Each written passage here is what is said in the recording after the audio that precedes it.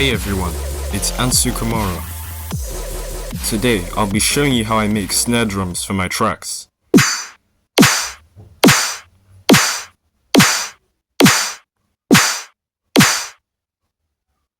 So, I've got this snare I'm working on, and I'm simply using 3 components. First, we have the transient from a previously made snare. This is what the snare sounds like on its own. Next, I use the stock FL clap sample with a fader at the beginning once the transient hits. I'm using the tail of the clap for the new snare. Finally, I use the cymbal sample with a fader on both ends of the waveform. And this is what it sounds like on its own.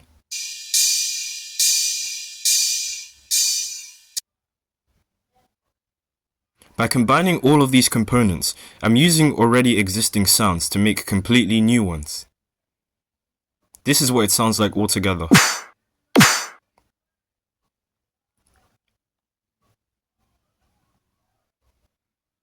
I'm going to play each component by itself that form part of the snare sound.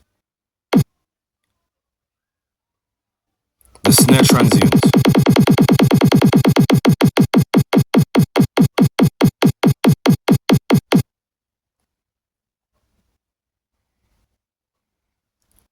The clap tail.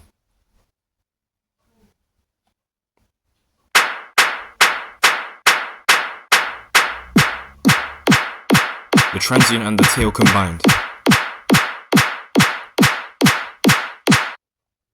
And the cymbal background noise.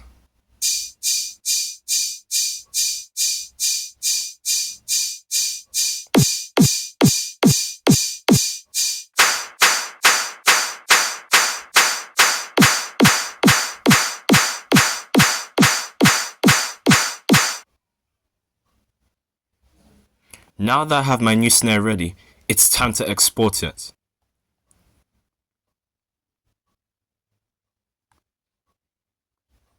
Export as a WAV file, as it has the highest quality. And here's the exported file.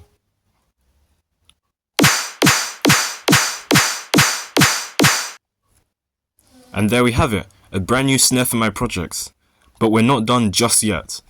Let me show you another snare I've been cooking. Now, this snare isn't as hard hitting as the first. I've got this transient from this snare.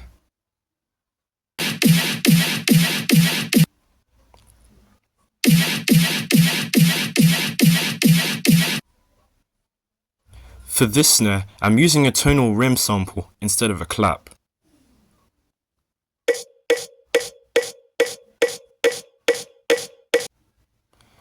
I'm also using a 707 crash sample.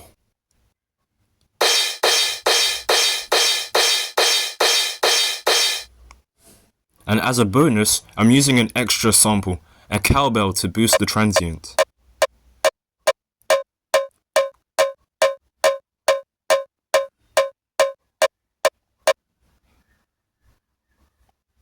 Here's what the transient from the snare and cowbell sound like together.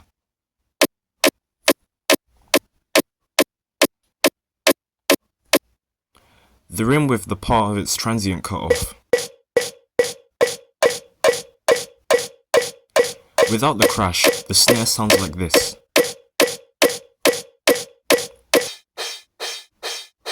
And here's the crash with faders on both ends.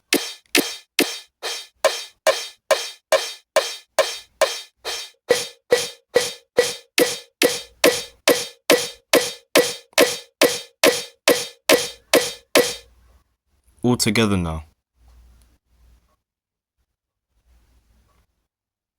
I'm also boosting the dynamics on each part of the snare, as you can see here.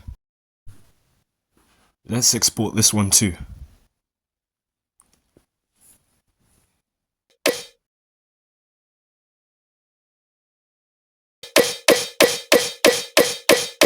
Now it's time for some post-processing.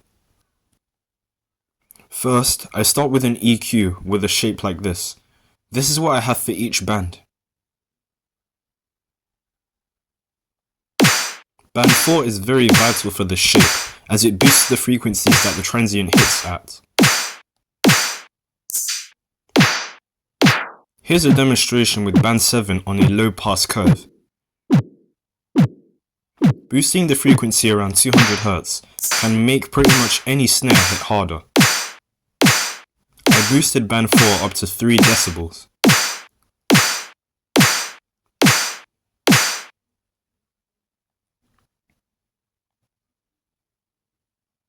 Here's what I did for the remaining bands.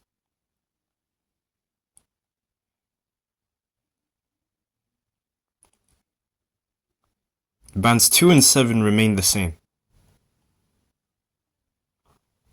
The priority of this shape is boosting the 200 Hz area. You can do this with band 3 as well if you want.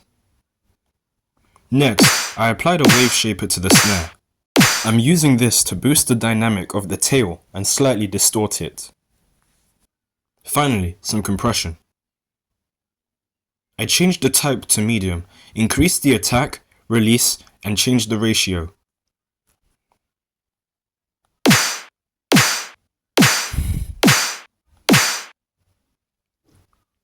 Now we have the finished product.